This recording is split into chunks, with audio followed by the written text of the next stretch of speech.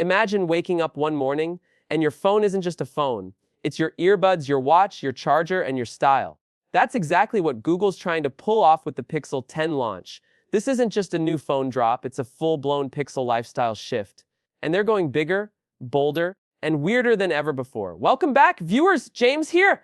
Don't forget to share this video, and hit that subscribe button so you're always first in line for the tech that's about to change everything.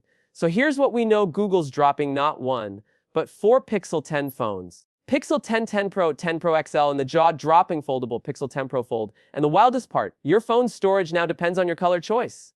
Yeah, pick the wrong shade and you might be locked out of higher storage tiers. It's bold and kind of controversial. The base Pixel 10 comes in 128GB and 256GB, dressed in obsidian frost, lemongrass, and indigo. But if you want 1TB, yes, a terabyte, you'll need to jump to the Pixel 10 Pro or XL, which come in sleek shades like Moonstone and Jade. The foldable. Just Moonstone and Jade, but still flexes with 256GB to 1TB options. A foldable Pixel with max storage, that's a power move.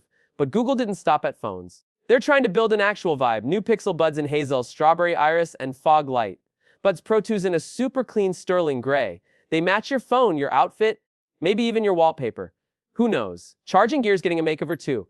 A glossy white Pixel charger called Rock Candy White is coming, along with a next-gen Pixel stand that could double as a smart dock.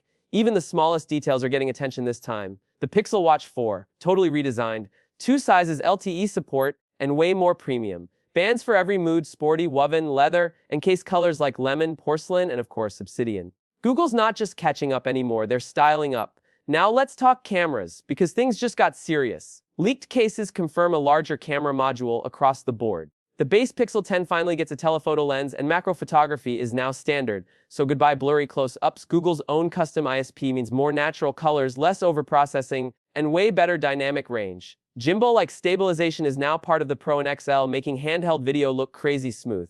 On the display side, Google's fixing a huge complaint. There's a new adaptive tone system, like Apple's True Tone, for more comfortable viewing.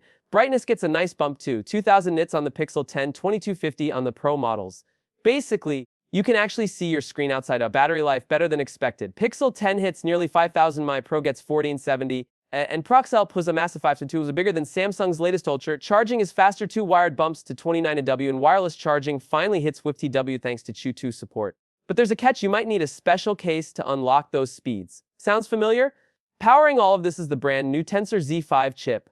It's built on a Thurnm process for more efficient performance, better heat management, and ray tracing support for gamers.